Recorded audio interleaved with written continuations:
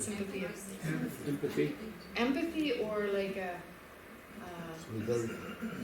Sympathy. It's kind of sympathy, right? It's a kind of sympathy, yes. So if they suffer, I shouldn't be happy, right? A sense of loyalty almost. Okay? But actually,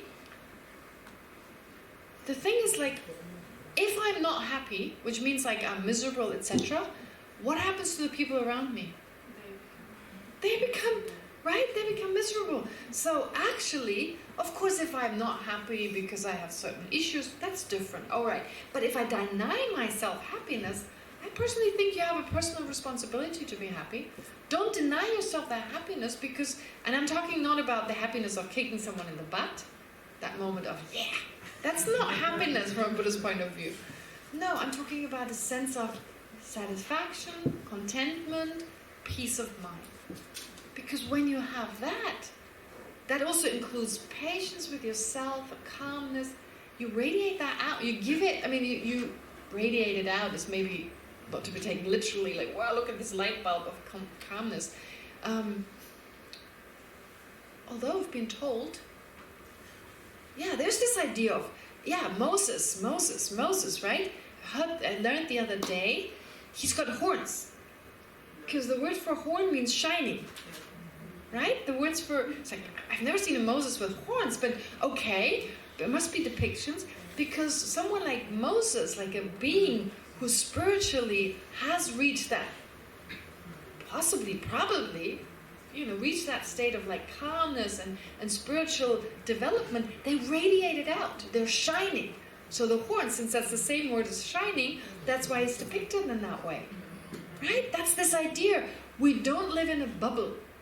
Our thoughts, our state of mind has an impact on the people around us. And it has energetically, this is again where science comes in.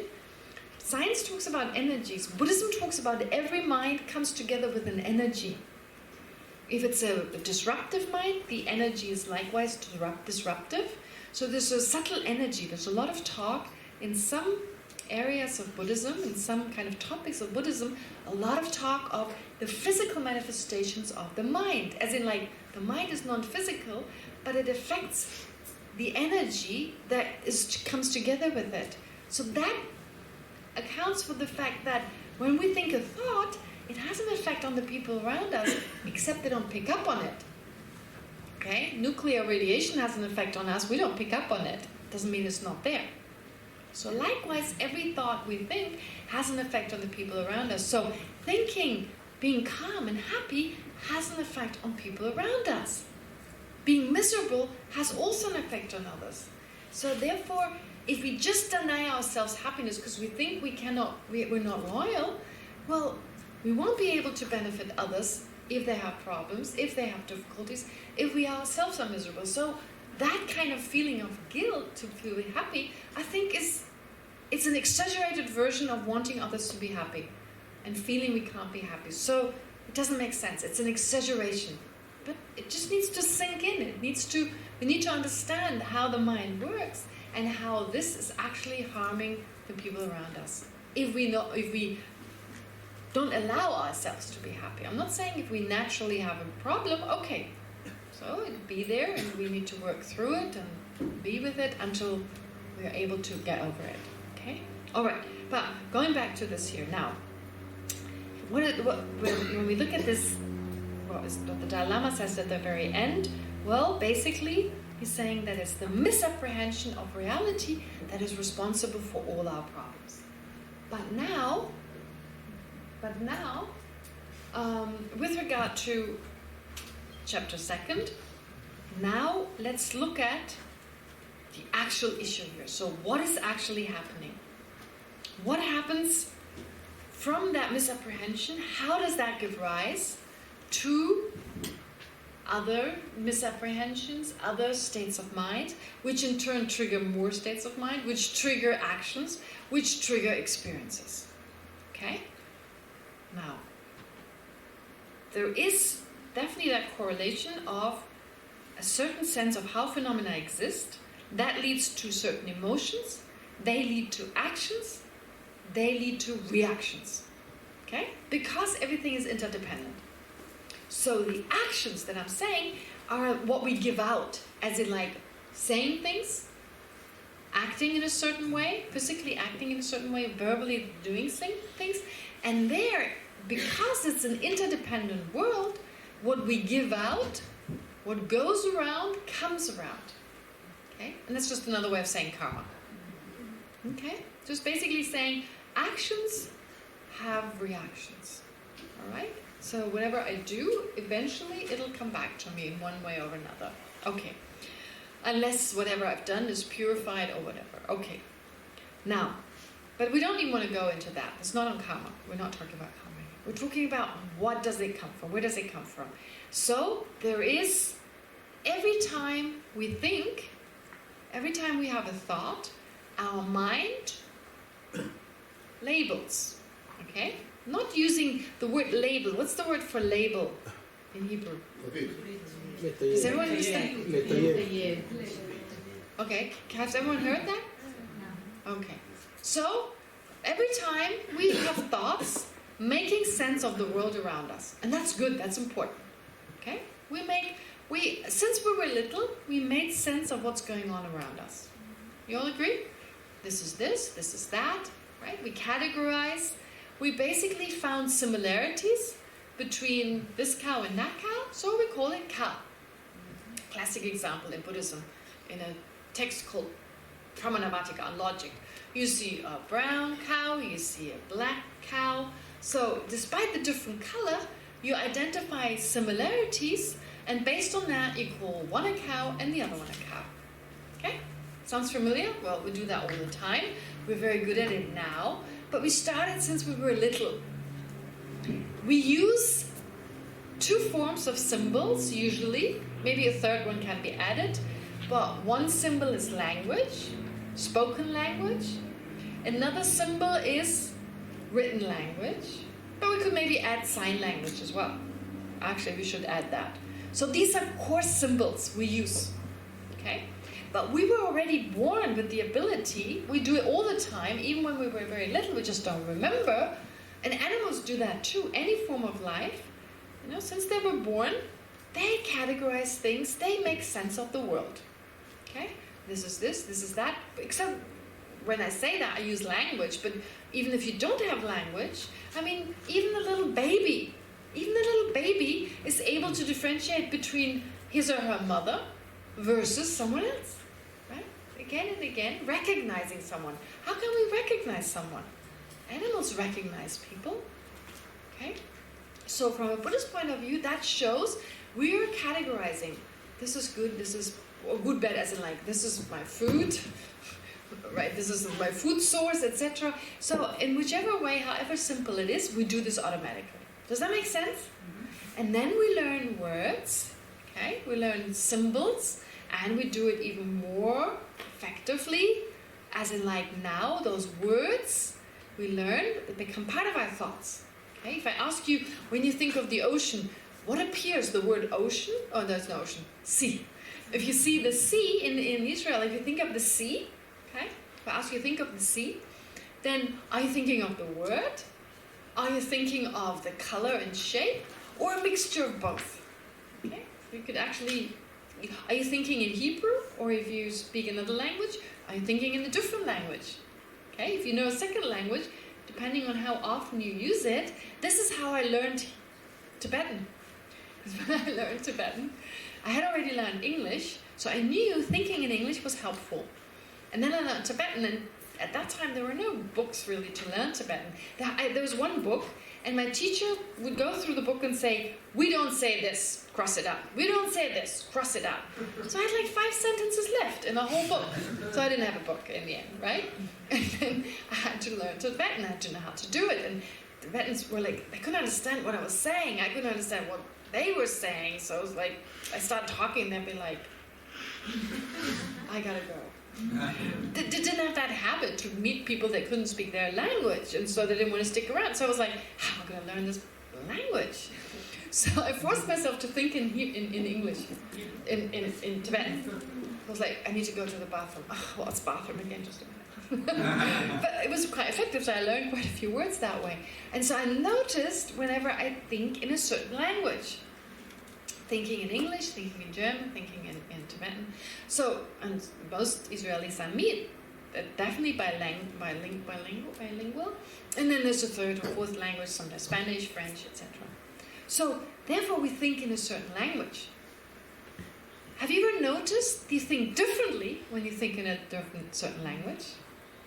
I'm quite different, I know. I use my hands more when I speak English and German, less when I speak Tibetan. Right? I don't use my hands in the same way. So I think differently. So there's already an indication that my language affects the symbols that I use, and what I associate them with affect my way of thinking. Okay, it's already an interesting idea taking us in that direction. Okay, furthermore. Now, we make sense of this world by thinking. I think our first thought was probably, and here what's the thinking is the mind. The mind thinks I, differentiates between here and there. That's probably the first step. Here, there. Would make sense, wouldn't it? Okay, I don't think babies right from the beginning have such a strong sense of me and others, but it'll develop sooner or later. Sooner or later, there's no way it's not going to happen. So, here, there. Okay. From here, there, I, others. But we have a habit. We have a habit that actually when we say here, there, actually when I say here, that's just from this perspective, it's here. From your perspective, this is there. But it seems, I only see this perspective, only this, and it seems this is here and you're there. So this is I and others. Whatever I use for the word I, but there's a sense of like the symbol of I and others. And then there's a belief, this is really I, not just from my perspective, this is I. No, this is really I, and you're just others. Does that make sense? And the mind, my mind, every mind comes along with this, or is influenced by the wish to be calm and happy. That is natural state. That's what the mind should experience. A sense of calm and happiness. And so there's that wish, that natural wish to be happy. And because now I generated the sense, this is me and there's you. So I've already added something. I've already added, this is I, others.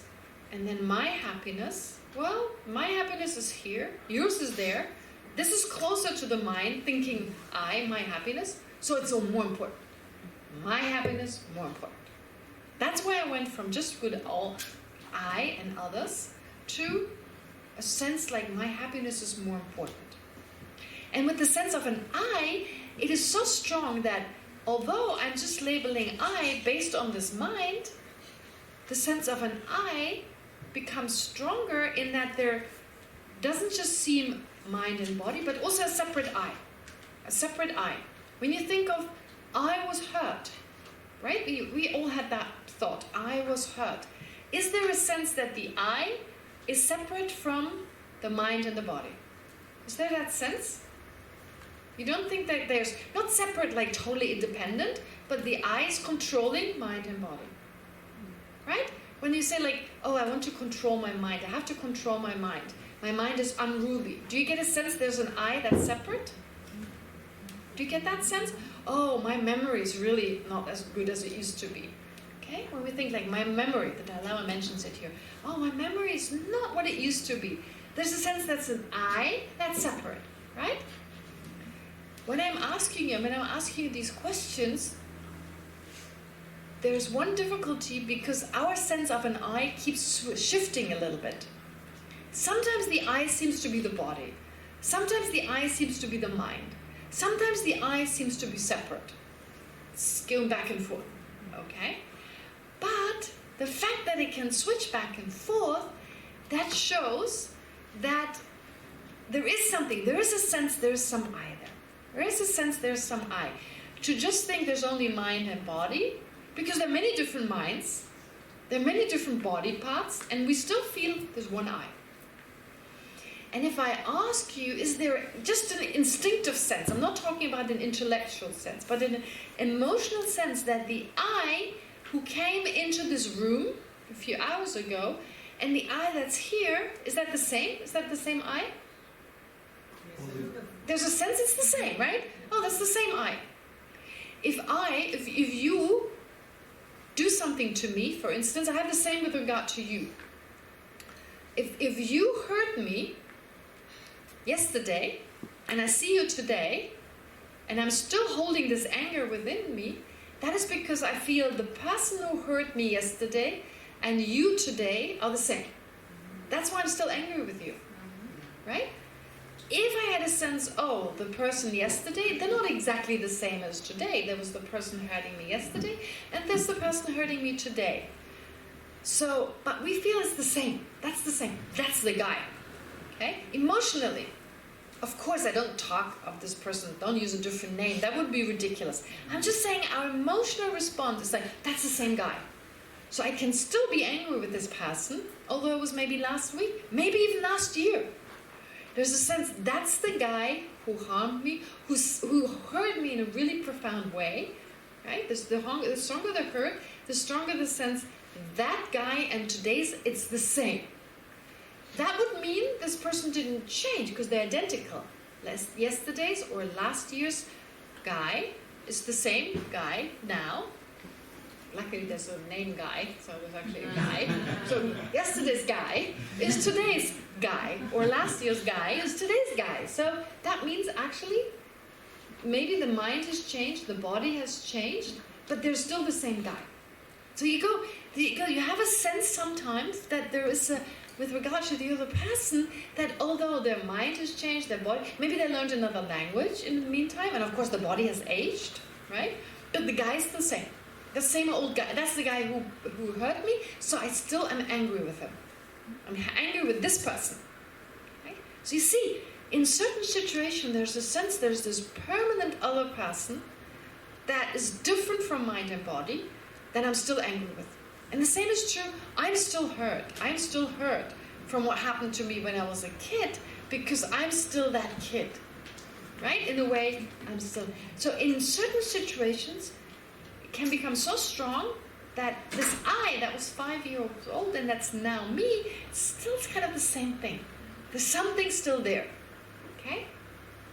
And if it's not the 5-year-old kid, but the one yesterday, the one last year. So you feel, can you get us in touch with this sense of an I? Right? And it's very tangible because it keeps being different. And sometimes I perceive of the I like that. At other times, in a different way. Sometimes I'm not aware of the sense of an I. And at other times, and this is where when you do a meditation, you bring to mind stressful times when the strength of an I is more pronounced. Let's say, suddenly everyone points at me, like you walk through Tel Aviv, and everyone turns around and says, look at her, look at him. And you, oh, very strong sense of an I. Right? Everyone accuses you of theft. Everyone in the department store, stop this thief. First you're looking around, where's the thief? And then you realize they're looking at you. And you're like, me? No! Anilo! Right? Not me, whatever you say. So, not me, it's not me. Right? So there's a very strong sense, I. So let's check. That is this sense of an I where it starts off with I here, and then you there. Okay? Loneliness. When you feel lonely, you feel this very pronounced, like, I am here and you are there. And we are different. And I'm just on my own here.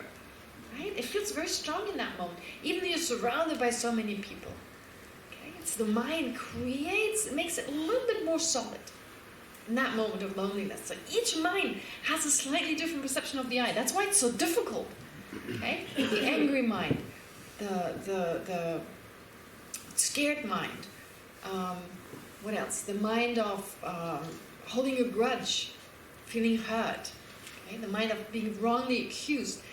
It's always like depending on the emotional response. Sometimes it's stronger. Sometimes the I seems to be totally separate. So when you tell me, oh, you're so ugly, I feel like I is my body. I'm my body. If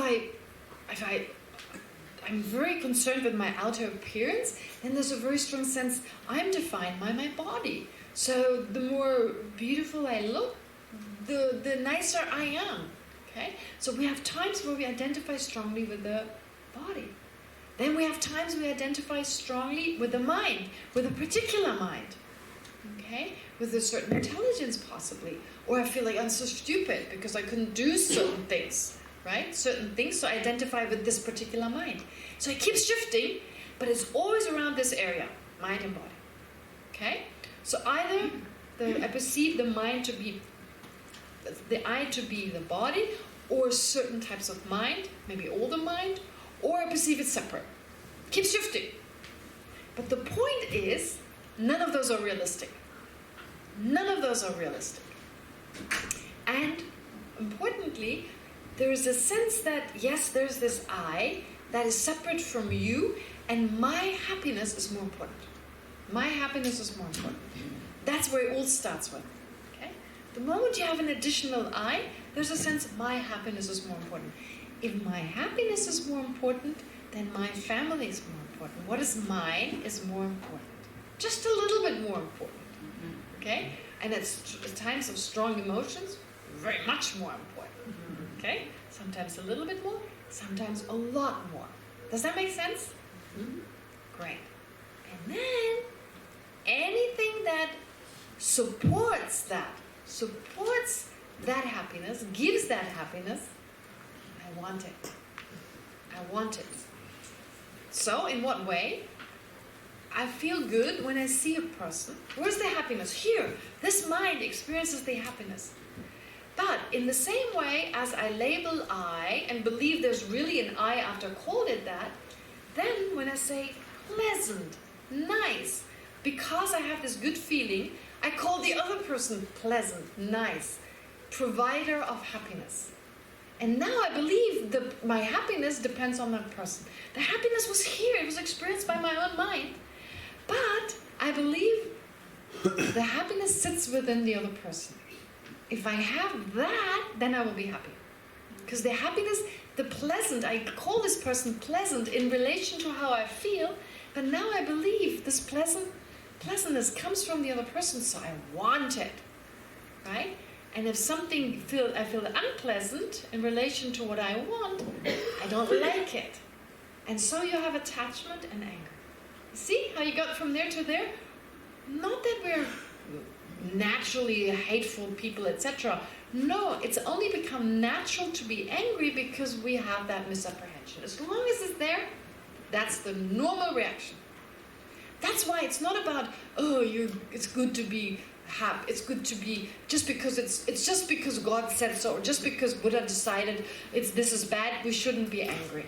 No. It's about, there's a misapprehension there. And anger makes us suffer. Because of that misapprehension, there's automatically anger, and that harms us. That's why we say it's negative. Only for that reason. We call it negative. Okay? And that's why we try to get rid of it. Alright, it's lunchtime. Just gazed at the... Sorry, oh my god, how did time go? This watch goes faster than other watches. It's only on your mind.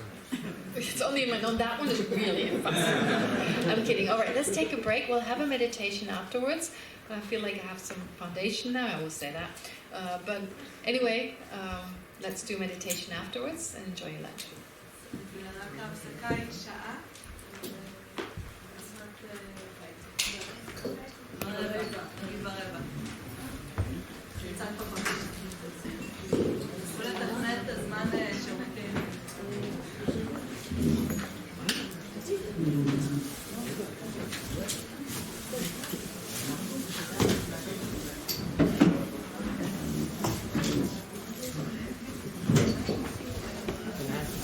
Yeah.